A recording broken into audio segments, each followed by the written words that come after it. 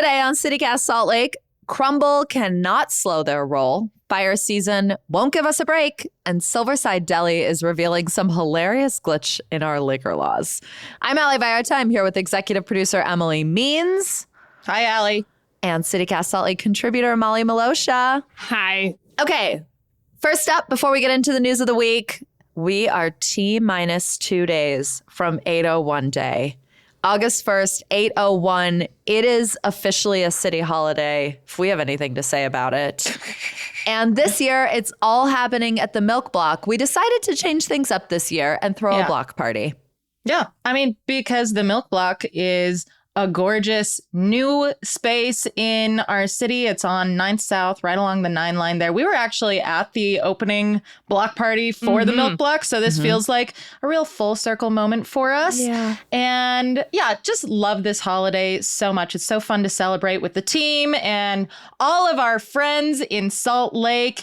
This year, I wanted to just mention we're going to have some wonderful live music performances. This is sponsored by KRCL, one of our very most favorite public radio stations in Salt Lake.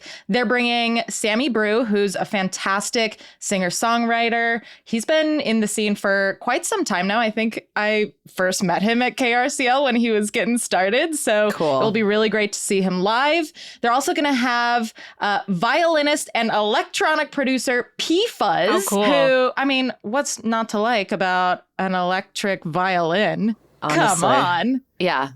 I love it. Nothing goes harder. So good. It's going to be a great time. We'll also have the KRCL DJs spinning some tunes, a lot of local music loaded up on their playlist. So come party with us, enjoy the performance, sip a beer at the neighbor's beer garden. It's going to be a great time. Shout out to our sponsor for 801 Day, Rocky Mountain Power. We absolutely could not put together this event without them. And we certainly couldn't make it completely free for our entire community without them. So shout out to them. And shout out to all the vendors at the vendor market, all the businesses along the 9 line that have come up with an 801 Day special. So many people have come together to collab on this event, which is in and of itself the spirit of the 801. Exactly. So it's already a great 801 Day, and it hasn't even happened yet. It's going to be peak Salt Lake. It Heck is. yeah. Peak Salt Lake unveiling a new mural for the whale at 6 p.m. Come on now. Hey, we'd love if you RSVP'd. You can do that at our website, saltlake.citycast.fm. We're going to continue posting on all our socials, 801 Day stuff. And we really just can't wait to see you there. Come by our table and, we'll cool you down with a mister. That's right. Okay, you two. Something has happened. And the earth has shifted slightly on its axis. I can feel it. Because Crumbl Cookie has released something called the Flamin' Lime Crunch Cookie. No. Which feels very Trader Joe's of them because they're not naming Hot Cheetos directly. Yeah. And so I'm like, is Hot Cheetos going to sue? We'll see. There's clearly a Cheeto Crumbl on this always cookie. in a lawsuit, it seems. Nothing else is that color and that consistency. No. Yeah. Okay, let me tell you about it. So the Flamin' Lime Crunch cookie is built on a lime sugar cookie that's rolled in a spicy cheese crisp mixture before being topped with tangy cream cheese frosting. Then, we're not done yet, coated in a spicy cheese crisp streusel and finished with crisps and a lime wedge. A fresh lime wedge, have you? A fresh ingredient has been discovered at the Crumbl factory. So I have to ask you both, what do you think is going to be Crumbl's next creation? Where do we go from here, Molly? Oh, gosh. It's just they clearly don't run out of ideas. So what's next? I was trying to think what's hot right now. Are we going to get a protein cookie from them? Because everyone else is doing protein a hamburger everything. patty. Good thinking. It's the Ballerina Farm protein in a cookie. And then the cookie is $15.99. They love to do a collab too. So is it in partnership with Chomp's jerky or something? It's just a meat patty. That's it. So gross. Oh my gosh. That's What about disgusting. you, Emily? What do you think is their next creation? Truly, the sky's the limit. But, Utah-based company, if they're going to go wild, I want it to be Utah-themed. I think we really need to bring a Frog Eye salad cookie into the market here. And Gross, have you mayonnaise. you all have had Frog Eye salad, right? I don't think I have. No, I have not Okay. tasted it. I've Oh only my gazed upon it. God. One of my favorites growing up, and we're not even from Utah. So this is like just real Midwestern mom vibes, I feel like. But it's a Cool Whip based salad. Of course. And the It's Frog Eyes. Cyclospora safe. Yeah, It's a exactly. cyclospora safe salad. Not one fresh ingredient in here, so your guts will be fine. Cool Whip base, and then the Frog Eyes are acini de pepe pasta. Sure, what's that? It's the little, they're like little balls. Okay. So Frog Eye, we're referring to the texture here. So I think we do a sugar cookie base, Cool Whip frosting. Then we've got the Frog Eyes, the pasta kind of sprinkled throughout. Mm-hmm. Then you got to top with shredded coconut, canned pineapple, mandarin oranges, and marshmallows, mini marshmallows. And that's your Frog Eye salad cookie.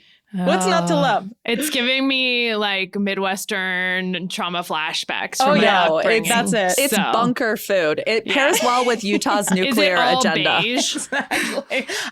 No, because there's canned coconut and mandarin oranges in it. I grew up eating a lot of amalgamations of beige food. So That stuff is delicious. I'm like having a real nostalgic craving for it right now. So Only Utah can outdo Utah. You know what I mean? Like Crumbl can only reach peak Crumbl when Yeah. it looks inward and Yeah. takes a Utah recipe Exactly. and presents, people repackages it to the nationally world. will go crazy for it because of the fascination Oh, for with sure. Utah.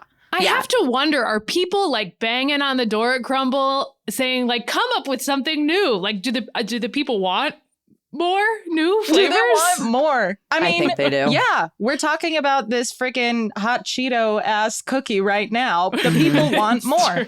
Yeah. And isn't their whole thing that they release like weekly flavors, Yeah. right? Yes, Because I exactly. remember reading about their VP of menu, a woman named Amy Eldridge, assuming she still got the job. There was a write-up about her could in she Salt Lake not? Magazine earlier this year. So we should assume that she is the brainchild behind this cookie.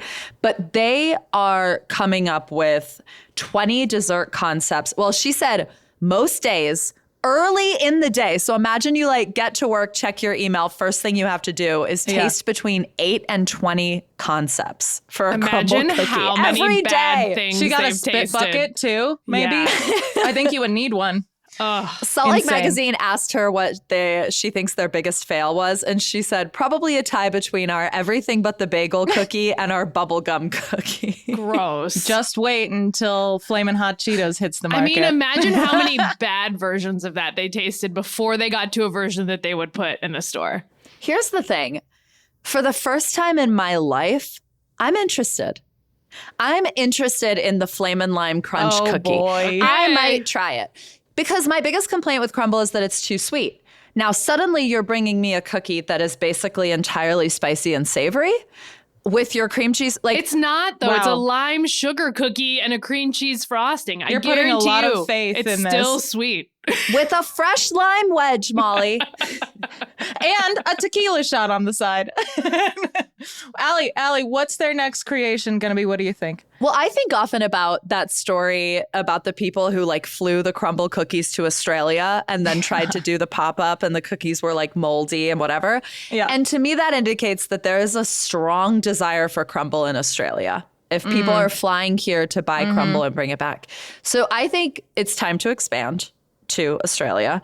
And I think they should do it with a Vegemite cookie. Like, give the people what they want. Figure out how to take one of the world's most disgusting and yet beloved spreads and make a cookie of it and expand to Australia. And then maybe just sort of like stay there. That's actually a money-making idea. If they haven't thought of that, they really should have.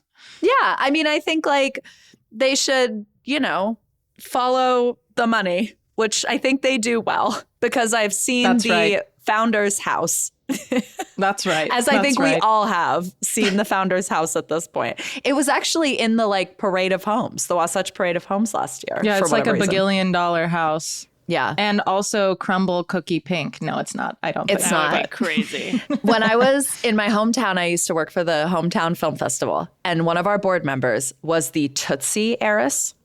And her house was brown. It was Tootsie Roll brown, the whole house. Like a Tootsie Roll? Yep. Wow. Wow.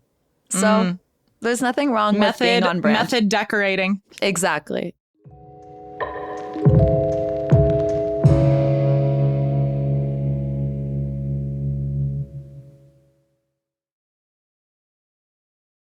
Executive producer Emily Means, CityCast Salt Lake contributor Molly Miloscia. Let's talk about something more serious, which is the way that our state and this country are being absolutely ravaged by wildfires right now. Yeah. And a devastating story out of South Ogden just the other night. There was a man who was fighting a wildfire from his own home in Washington Terrace, a community near South Ogden, and ended up dying from his injuries. That's Terrible. very close. It's so sad. It's very close. And I'll just say, when we were talking about this as a team, I got a little bit confused hearing that there was a wildfire in Washington Terrace. I was like, oh, that must be somewhere in southern Utah, right? But I grew up, not far from South Ogden. Actually, my family went to church there. So we passed by Washington Terrace all the time. It's a suburb. And so I think it's just really hitting home for me that these wildfires don't just happen out in the wilderness. No. They are happening anywhere. And that's really shocking. And we've seen that in Madrid right now, right? Where these, cities are being threatened in Europe the way that Los Angeles was threatened, not just threatened, devastated by fire last year. It changes, I think, the whole picture for people who, to your point, Emily, or have been able to kind of put these things in a box of things that like happen in the wild and happen in nature. And when you can really like start to see them from your home, it feels a lot different. Like I remember the first one I remember that felt like, okay, that's a little close to home is when there was the fire in Summit Park, like right off of I-80 a couple years ago. And you start to like, actually see them where you live. And it starts to feel quite a bit different.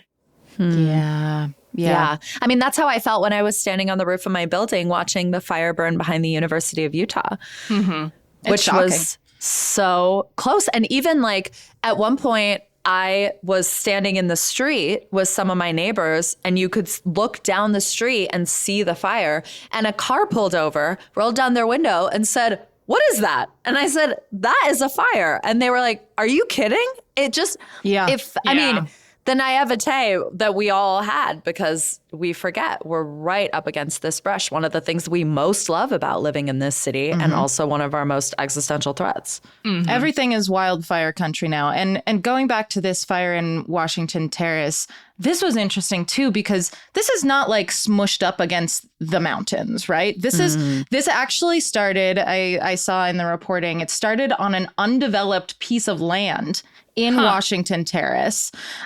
Still got listed as a wildfire, like it went up on Utah Fire Info, which is the site we rely on a lot for wildfire information. Utah Fire Info does say it's 100% contained, which is really good news. It had broken out on Monday, but it burned 45 acres and people had to evacuate. So it's just, this wildfire season is feeling more apocalyptic than ever. And it doesn't help when we see friggin' fire tornadoes in southern Utah. Did you all see that video? I did. Oh, yeah. I had to look into it. The actual name of this is a fire whirl, is the official name. Okay.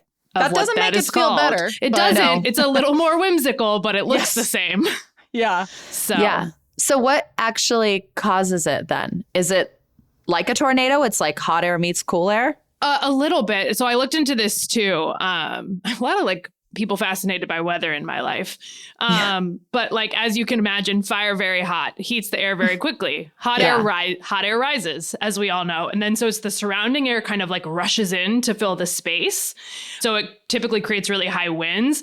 And so in instances where those winds either like come from both directions or they hit landscape, they can start to rotate like a tornado. And as the heat is pulling that up, it kind of pulls that column of air up into what we see as a fire tornado or a fire whirl. Okay. Frightening. Well, hate that. I know. Hate that. Can I tell you something delightful that I learned recently? Related to wildfires? Related to, just random. It's just, did you know? The human brain. Something delightful that I read this morning is that there was this research out of McGill University in Canada, which Canada also devastated by wildfires so far this year. And what they found is that a grove of aspens can slow wildfires. Like aspens are some of our best natural firefighters. Not only do they slow the flames because part of their, like the way they grow and their interconnectedness and everything just like actually stops them. The trees like tend to remain very wet and so they help slow the fire. But the other thing is that they withstand flames better than other trees. Yeah. Interesting. So as long as the roots aren't damaged, they're able to withstand wildfires. Okay, I actually have an aspen tattoo for that purpose. Really? Metaphorically. Wow. There it is. Okay, so I guess this is like long been sort of a theory. And then McGill was able to do like much more conclusive research. So now in Colorado, shout out to Colorado, our neighbors who we always have things to learn from, they are making a point of running with this and planting aspen at higher elevations to help slow the snowpack melt, which hopefully will like make fire seasons better. And then also plant them around important structures or around communities as like a form of prevention, like to create defensible space. So I'm like, aspens, can you save us? Like, can we plant so many aspens in Utah? And we have the largest aspen grove in the world in Fish Lake. Yeah. Well, we're very lucky. I mean, go up the cottonwoods. They're full of aspen trees. Yeah. So, I mean, that's hopeful, I guess. But actually, that is a fun fact, Ali. Thank you for sharing that. Isn't that delightful and hopeful? Yeah, it is. I also want to note, I mean, obviously this wildfire season has been hard on everyone, just as residents living, breathing here, you know, watching our neighbors having to contend with this.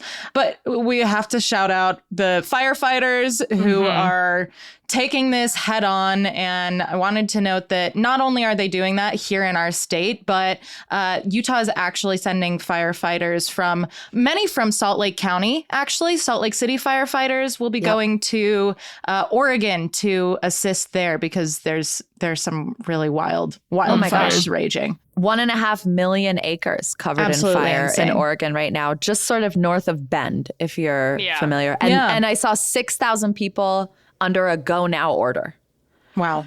That's horrifying. So, yeah. Really, really devastating stuff. This caused me to look up the state with no wildfires. Is there one? Yeah. So I pulled a list. There was actually someone did an article that had the list of like top states that had the least amount of fire last year. The number one state that basically has no fire, only 38 acres burned in 2025 in Indiana. Huh. Nice for them. More fires burned in Rhode Island than Indiana, which is crazy because Indiana's pretty big and like it's the Midwest, which is like lots of land. Well, they get regular tornadoes there, right? Like I guess they don't have to deal with issues. fire tornadoes. They just get regular tornadoes. I guess, yeah. I mean, this is not our worst fire season in the United States on record yet, actually. Like 2006 was much worse. So I think it's also sometimes helpful to remember that like we often feel like every year is the new word. Like, you know, we're breaking records, the heat breaking records. Yeah. And then it's helpful, I think, sometimes to contextualize that like, yeah, there are things we do to aggravate this. Firefighters are losing their lives right now at a rate that feels different. Like there are some things happening at the federal level that are changing the way that we're approaching fires that I think are concerning. Yeah, I will say I did see some reporting done by KUER in early July that it was like as of July 6th, I think. Let me see here. More acres burned so far in 2026 in Utah than the previous 5 years combined. Oh, Yeah. I mean, that's got to be chalked up to those really large fires we had. What was it, Cottonwood and Babylon? Yeah, Babylon. Which I saw on Utah Fire Info, nearing 100% containment finally. So thank God for that. That's the one in Bears Ears, the Babylon fire, right? Yeah, I think so. Yeah. Frightening.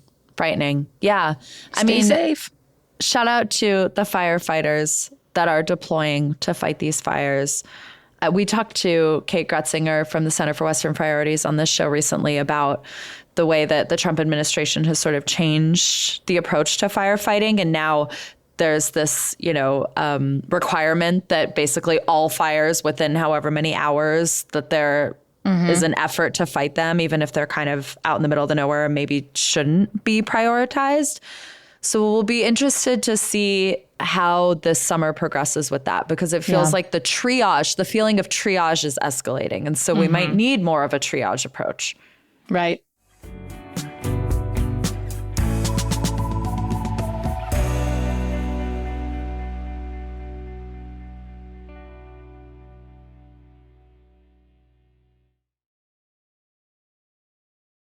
Executive producer Emily Means, CityCast Salt Lake contributor Molly Miloscia.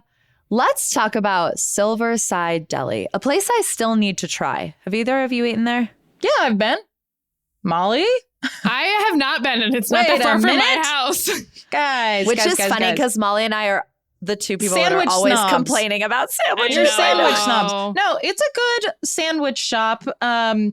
It's kind of an expensive sandwich shop. Like, this is a pretty hefty sandwich. They're I have big, their menu from pulled what up. I've heard. They are big. They're like a big sandwich. They're really fun flavors. I think they're most known for their chopped cheese, which is not totally a Philly cheesesteak. It's more like a hamburger, like a cheeseburger sandwich, I think, right? Yeah. That's not my bag. Okay. I'm usually a chicken salad kind of girl. But aren't they known more for their hot sandwiches? They're hot like sandwiches, that? yes. Yeah. And actually, I why. do love a hot sandwich, to be That's clear. why Molly and I haven't been there. Yeah, well, you guys are cold sandwiches, cold girls. deli sandwich Yeah, girls. we're cold sandwich gals. Yeah, I will say I love a meatball sub. So if they have a meatball sub, I should go. Meatball sub is good. Yeah, this place is really good. So, I mean, you should go. Well, they're expanding. They're working on a food truck. They're moving around the corner to a location that's 50% bigger. And then they're also working to open another location on Highland right now. But what we want to talk about is their move around the corner in Sugar House. Yeah. They're moving to a location that's basically across the street from the library, the Sprague Library branch there. And that means that they need a permit because they are now within 200 feet of a library, which per Utah liquor laws, if you're within 200 feet of a park, library, something else. Oh, elementary school, church. Yeah. A community institution. Yes. Yeah. You can't. Previously, actually, you could get a waiver from the institution. Then you couldn't. That kind of went away. And it was like, no, kind of a total ban unless you were grandfathered in. And now, new law from the Utah legislature, you can get a waiver from, it seems like the city council? Like, I'm confused on who has to approve the waiver. The process does seem a little confusing, but it looks like the city council, Salt Lake City, will be tasked with approving this waiver. And this is just so funny to me. This is just like such a Utah story. Oh my gosh, I know. Totally. And what I especially loved from this reporting from Carter Williams at KSL was Nick Norris, who's the planning director at Salt Lake City. We've actually had him on the show before. Yes, we kidnapped him once. Yeah, we did. He was poking a lot of holes in this, right? And he was like, okay, so the rule is, if we're talking about proximity to these places, you can't be within 200 feet of like a straight line of the community location. And Nick Norris was like, okay, well, you wouldn't even walk in a straight line from the library to this location. You should be using the crosswalk, which would actually be 400 feet if you're walking the way you're supposed to. I mean, fair. So Shout out to KSL for including a diagram of the 389.2 feet that it would take. Yes. So I just got a real kick out of that. But this is just, I mean, it's another one of those silly Utah liquor law things. And the thing is that, you know, Salt Lake City Council, I don't see a world where they don't approve this, right? Like, I don't think they do Of course either. they will. But it's going to take time.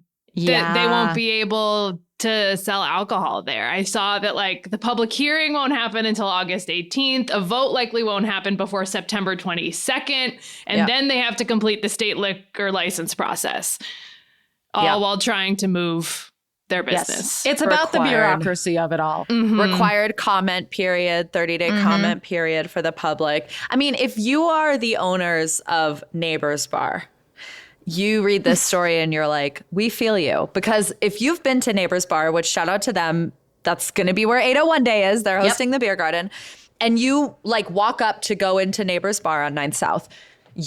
Everyone does it. Your instinct is to go to where the door was, right? Which is actually now the patio. See people try to get in there. And that's because that is where the door to the bar was. And then when the DABS came for their site visit, they said, well, this door is technically, you know, so many steps from Liberty Park. So they had to move the entrance around the side of the building where you now have to enter to account for the extra, 10 steps from Liberty Park.